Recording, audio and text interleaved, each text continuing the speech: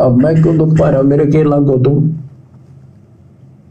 अब मुझे पता है आप मेरे क्या लगते हो। बाप, आप उस परम पिता के वो भोली बाली संतान हो जिनको कोई भी मूर्ख बनाकर कहीं भी आपको भगा ले जाता है। देख लो क्या कह रहे हैं गुरुदेव।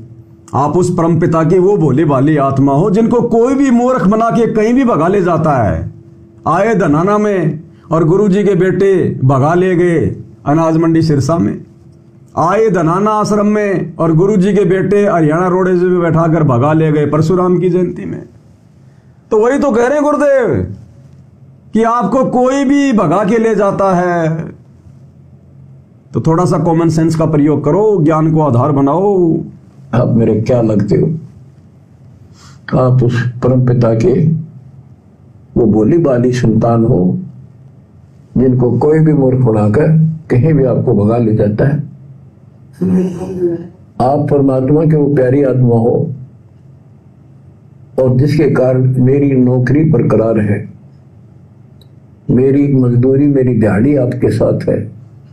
परमेश्वर गुरुदेव भगवान अपने आप को छुपाते हुए इस प्रकार की बात कर रहे हैं कि आप उस परमात्मा की आत्मा हो और आप अगर सही प्रकार से भक्ति करोगे तो मेरी नौकरी बनी रहेगी जो परमात्मा ने मुझे दी है, ये ज्ञान समझाने की, तुम्हें मोक्ष मार्ग बताने की। तो गुरुदेव स्वयं परमात्मा होते हुए, सारी सृष्टि के मालिक होते हुए, सतगुरु रूप में अपने आप को छुपाते हुए, अपने से अन्य किसी और को भगवान बताते हुए, ताकि हम उनके ज्ञान को समझ सकें।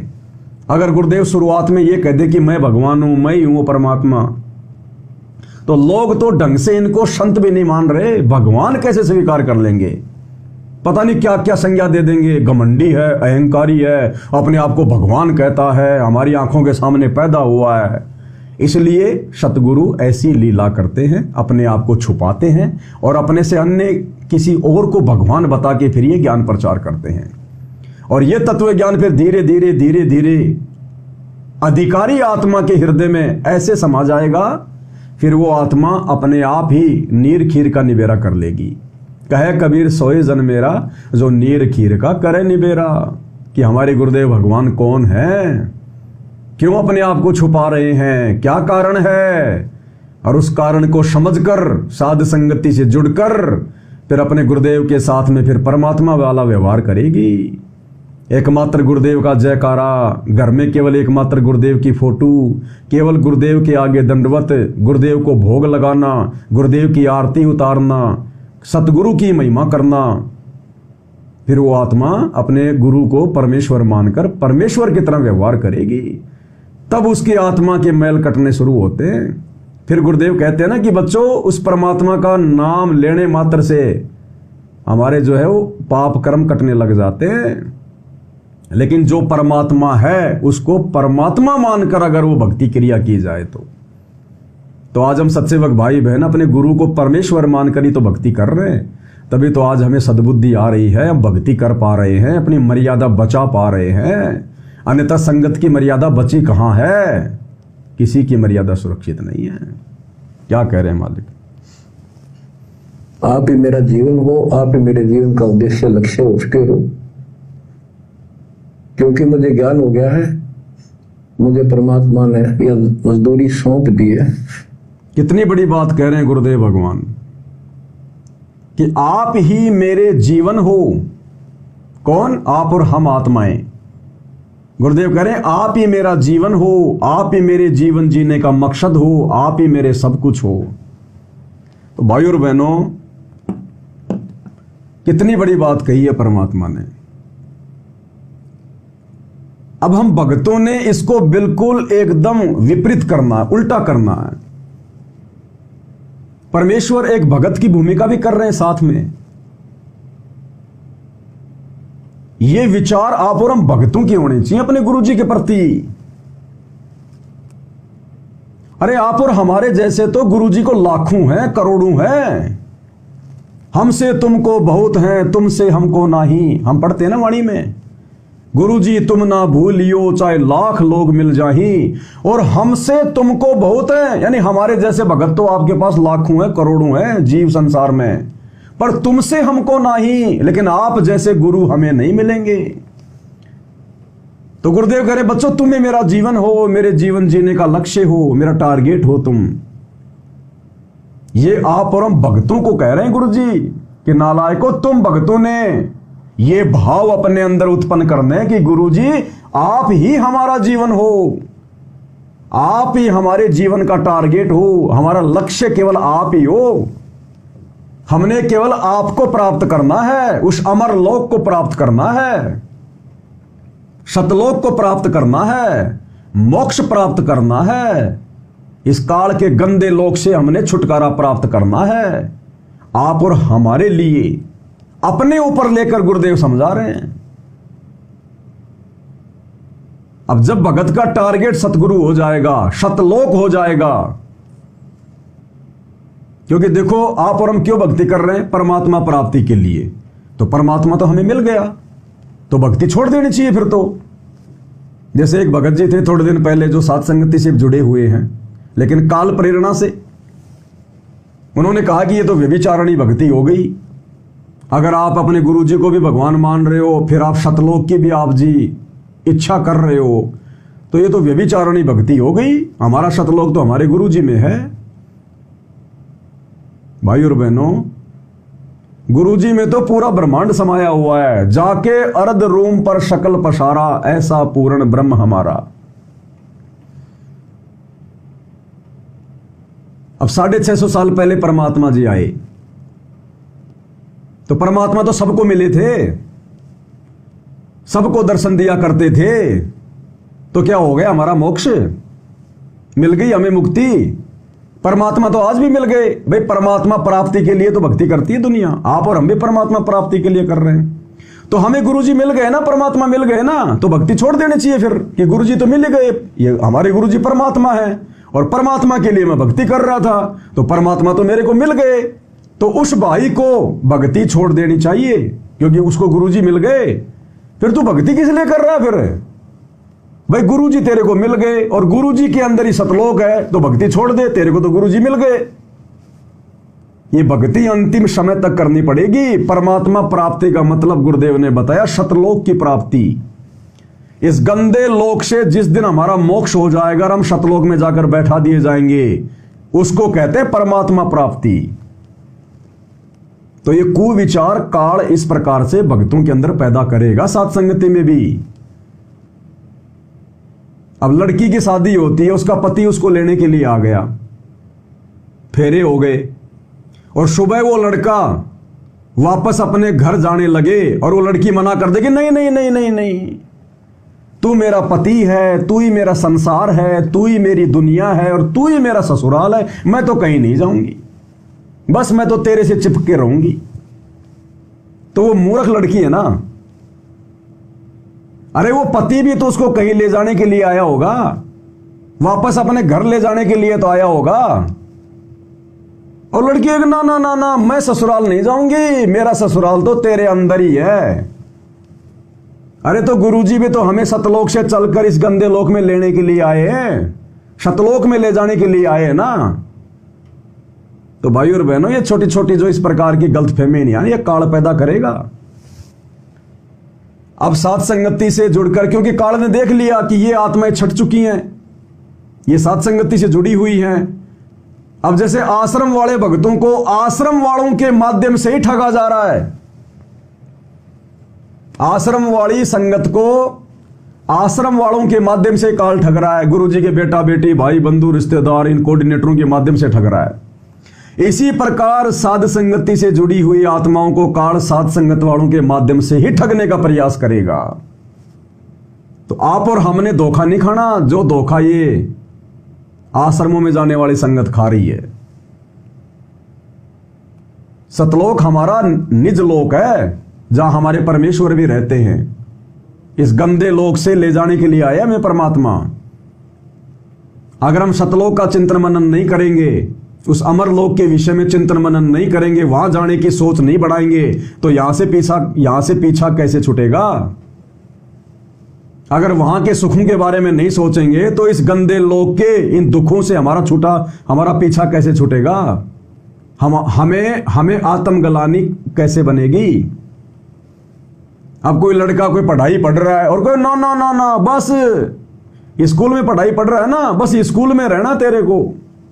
अरे वो नौकरी के लिए पढ़ रहा है मेरे भाई, टीचर उसको पढ़ा रहा है और वो कहना नहीं ये टीचर ही मेरा सब कुछ है, बस ये स्कूल ही मेरा सब कुछ है, तो भूखा मरेगा फिर वो भूखा।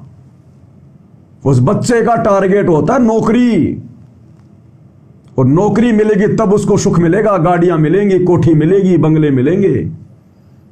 इसी प्रकार गुरुजी हमारे टीचर हैं, गुरुजी हमें उस लोक में जाने की विधि बता रहे हैं, तो हमने गुरुजी के अनुसार उनके वचन में रहते हुए गुरुजी को सब कुछ मानकर और हमने सतलोक प्राप्ति के लिए ये पढ़ाई पढ़नी है।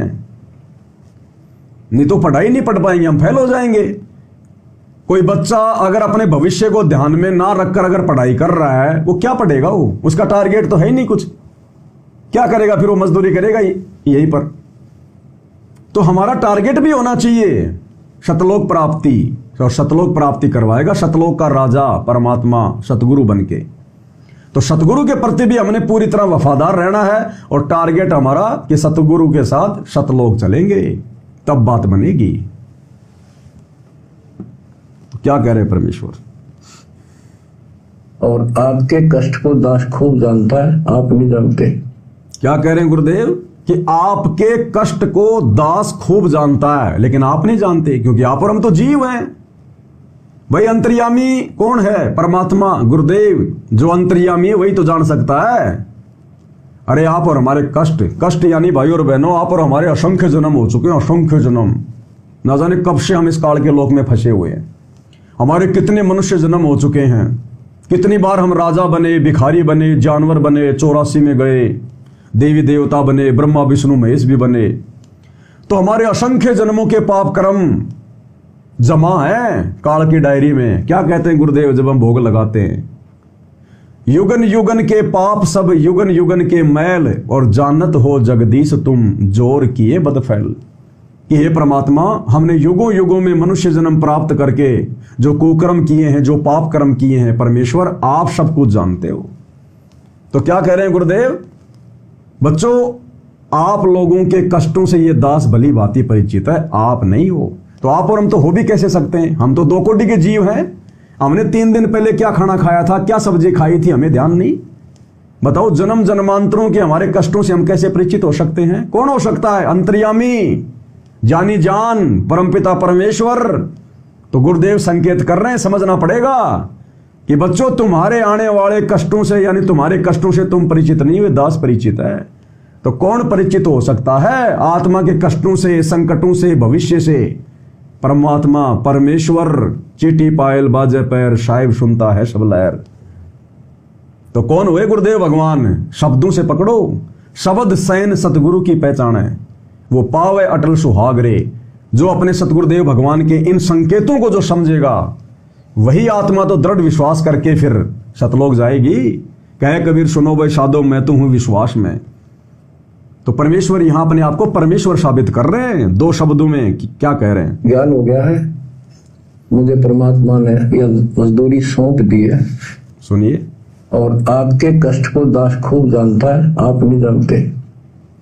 अब देखो कितने दिन हो गए, 1 दिन 2 दिन, 1 साल में 365 दिन होते हैं, और 1994 से लेकर आज तक इन लोग कितने हो गए? केवल राम राम रटूं, सारा दिन ये गीत गाऊं। क्या कह रहे हैं परमात्मा? भाई और बहनों, एक एक लाइन में संदेश है। परमेश्वर कह रहे हैं 1 साल में 365 दिन होते हैं, और सन 1994 से इस भक्ति मार्ग पर मेरा केवल एक ही टारगेट रहा है, तुम लोगों को राम ही राम रटवाना, भक्ति करवाना, सत्संग सुनाना, ज्ञान देना। तो आप और हमारा क्या टारगेट हो जाना चाहिए? भाई गुरु का तो कोई स्वार्थ नहीं है, आप और हमारा तो स्वार्थ है मोक्ष, आत्म कल्याण, ये हमारा सबसे बड़ा स्वार्थ है। गुरु का तो कोई स्वार्थ नहीं है, ये तो मुक्त है, मुक्त। ये तो काल के लोक में नहीं फंसे हुए, ये तो हम फंसे हुए को निकालने के लिए आए हैं। और गुरुदेव कह रहे हैं कि मेरा एक ही टारगेट है, तुम आत्माओं से राम ही राम रटवाना। तो आप और हम आत्माओं का क्या टारगेट होना चाहिए? राम ही राम रटना। बाढ़ में जाओ ये मंत्रियों की रैलियां, बाढ़ में जाओ नकली कबीर पंथियों के ये जयंतियां, बाढ़ में जाओ, ये जाट आरक्षण, गुंडों की सीबीआई जांच, झूठा भाईचारा निभाना, धर्मशाला बनवाना। हमारा एक ही टारगेट होना चाहिए, गुरुदेव भगवान के वचन पर चलते हुए अपनी भक्ति को सफल करना। और इन बकवादों के लिए गुरुदेव ने अपने भक्तों को कभी जो है ये आदेश नहीं दिया, जो आदेश आज उनकी गैर मौजूदगी में ये काल के दूत उनके परिवार वाले दे रहे हैं। तो कितनी सावधानी बरतने की जरूरत है। हमारा टारगेट क्या होना चाहिए, गुरुदेव हमें समझा रहे हैं अपने ऊपर लेकर। जब भगवान का इस गंदे लोक में ये टारगेट है, हम आत्माओं से भक्ति करवाना, और दूसरा कोई टारगेट नहीं।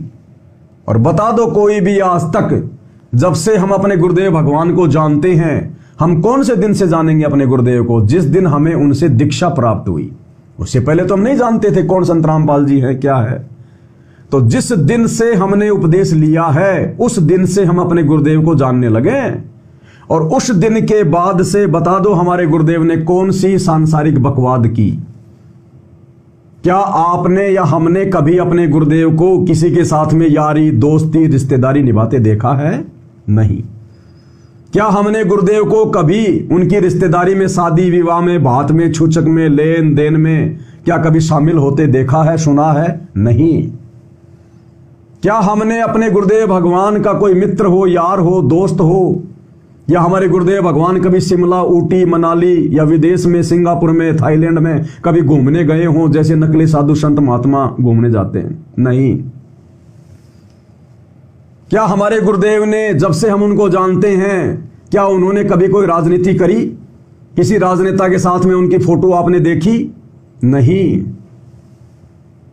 क्या गुरुदेव ने अपने भक्तों को ऐसा कोई आदेश दिया, या उन्होंने क्या कोई ऐसे काम किए? किसी जाटों के आरक्षण में जाकर बैठे, गुंडों की सीबीआई जांच का गुरुदेव ने समर्थन किया? या गुरुदेव ने अपने सत्संगों के अलावा अयोध्या में जाकर या और कहीं जाकर कोई भंडारा लगाया? क्या गुरुदेव ने कभी समाज के लोगों की धर्मशालाएं बनवाई? क्या किसी राजनीतिक नेता की रैली में गुरुदेव गए? क्या परशुराम जैसों की जयंती में गुरुजी गए? क्या अन्य नकली कबीर पंथियों के यहां पर गुरुदेव कबीर जयंती मनाने गए? क्या गुरुदेव ने कभी कोई खेल का स्टेडियम बनवाया? क्या? तो आप और हम क्या कर रहे हैं? गुरुदेव एक भगत का रोल करके हमें भक्ति समझाना चाह रहे हैं। अगर तुमने मुक्ति प्राप्त करनी है, भक्ति सफल करनी है, तो मेरे भगत वाले जीवन को समझ लो। ये भगत वाला जीवन गुरुदेव ने इसीलिए जी के दिखाया है, आप और हमें भगत बनाने के लिए। कीट न जाने भृंग को, यूं गुरु कर ले आप समान। जब तक हम अपने गुरुदेव के जैसे नहीं बनेंगे, तब तक हम शतलोक के योग्य नहीं बन सकते। तो अभी तक तो हम अपने गुरुदेव के बेटा बेटियों के जैसे बनते जा रहे हैं। गुरुदेव के बेटे जैसे, गुरुदेव की बेटियों के जैसे, गुरुदेव के रिश्तेदारों के जैसे, इन कोऑर्डिनेटरों के जैसे बनते जा रहे हैं हम, जो हमें काल की तरफ लेके जा रहे हैं। गुरुदेव की तरफ तो केवल उनके सत्सेवक बच्चे चल रहे हैं। गुरुदेव के जैसा योग्य सुयोग्य भगत उनके सत्सेवक बच्चे बनते हुए जा रहे हैं। इसलिए परमात्मा कहते हैं, गुरु को कीजिए दंडवत कोटि कोटि प्रणाम, और कीट न जाने भृंग को, यूं गुरु कर ले आप समान। जब हम अपने गुरुदेव के समान हो जाएंगे, गुरुदेव के समान होने का मतलब है जो भूमिका गुरुदेव ने एक भगत की निभा के हमें दिखाई है ना, कि एक योग्य सुयोग्य भगत की क्या परिभाषा होती है, क्या उसके लक्षण होते हैं। जब तक तुम उस लाइन पर नहीं आओगे, तुम मोक्ष प्राप्ति का सपना मत देखना। इन राजनेताओं की रैलियों में धक्के खाते खाते केवल हम सुअर बन सकते हैं, हम कुत्ते बन सकते हैं।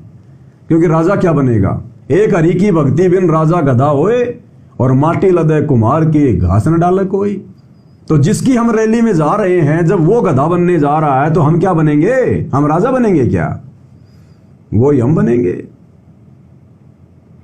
इसलिए परमात्मा सत्संग करते हैं, संकेत करते हैं ये, और समझना पड़ेगा सतगुरु के संकेतों को।